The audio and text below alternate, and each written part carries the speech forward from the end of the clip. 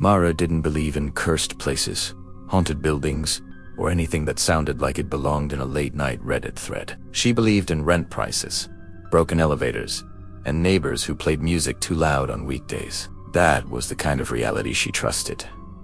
Predictable, explainable, annoying, but safe. So when she moved into apartment for C, she didn't feel anything unusual. No chill, no strange energy, just a slightly outdated unit in a concrete building from the 70s. Somewhere in a part of the city that real estate agents called transitional, because no one wanted to say what it actually was. The apartment was small but clean. White walls, cheap laminate floors, a single large window overlooking another building that looked exactly like hers. If you leaned out far enough, you could see dozens of other windows, each one framing a life you didn't know. It felt anonymous. Comfortably anonymous. That was one of the reasons she chose it. The lease was normal. The landlord was forgettable. The neighbors barely made eye contact. Nothing about the place stood out. At least not at first. The first thing she noticed was the sound. Every night, right before falling asleep, she heard what sounded like movement in the apartment. Not loud, not dramatic, just small sounds. A shift, a soft creak, like the place settling. Old buildings do that, she told herself, but this building wasn't that old. And the sounds didn't come from the walls. They came from inside the room. She tested it the third night. Mara stayed awake, lights off, lying perfectly still, watching the outline of her bedroom through the faint glow of the city outside. She didn't move, didn't check her phone, didn't even blink for long stretches. For almost an hour, nothing happened. Then she heard it. A single, deliberate sound. The chair in the corner of the room adjusted slightly, as if someone had just leaned back and then forward again. Mara sat up immediately and turned on the light. The room was empty. The chair hadn't moved, at least not in a way she could prove. She laughed it off the next morning while making coffee. But something about that sound stayed with her. It hadn't felt random. It had felt timed, like it had waited for her to stop moving. That was the detail she couldn't shake. It hadn't happened while she was getting ready for bed, or brushing her teeth, or walking around. It had happened when she was completely still, as if the apartment needed her to stop first. Over the next week, the pattern continued. The sounds only happened when she wasn't doing anything. If she played music, silence. If she talked on the phone, nothing. If she walked around, everything felt normal. But the moment she sat down and became quiet, the apartment changed. A faint shift in the kitchen.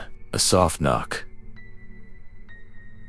That wasn't a knock. The subtle feeling that something had just been where she wasn't looking, not watching her. Waiting. She tried to catch it.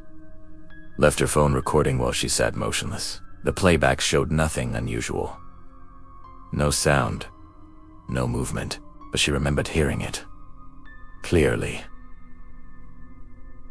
Too clearly. And then she noticed something else.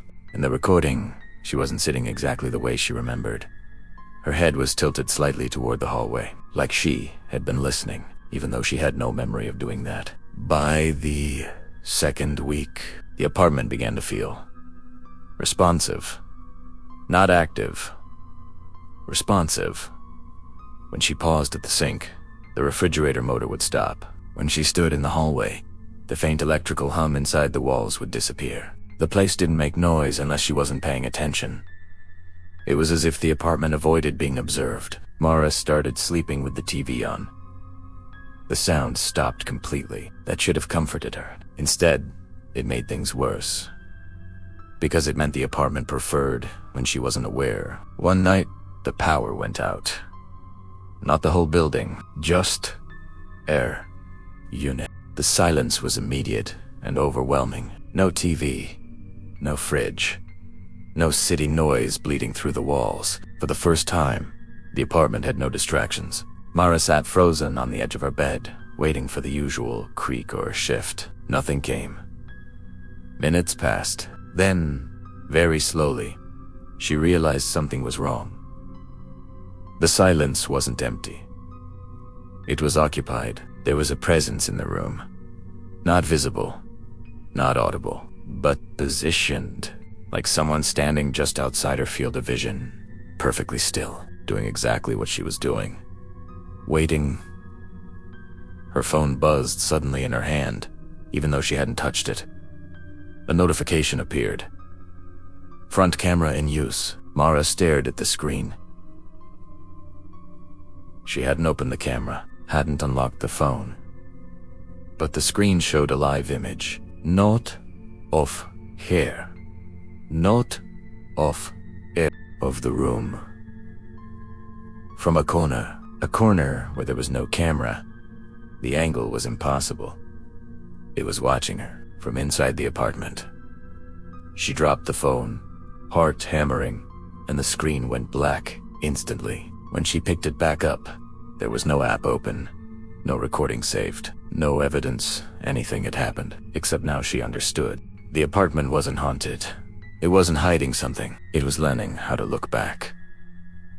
Mara didn't leave right away. That's the part she would never fully understand later. Instead, she stayed, because some instinct told her that leaving too suddenly would be like interrupting something mid-process, like standing up during an interview. Days passed. The sounds never returned. The tension disappeared. Everything felt normal again. Almost too normal. Until the morning, she noticed the window. It looked slightly different. Not open, not broken. Just aligned differently. The view across the street wasn't centered the way it used to be. She stepped closer and felt her stomach drop. The angle of the window now matched the impossible camera view she had seen on her phone. Exactly. That was when she realized the final piece. The apartment hadn't been reacting to her presence. It had been studying perspective, mapping where she stood, how she moved, what she noticed, so it could place its own point of view. When Mara finally moved out, she told herself it was over. Just stress, lack of sleep, an overactive imagination. That's what she repeated while unpacking in her new place across town. Everything here felt different, fresh, unfamiliar, safe.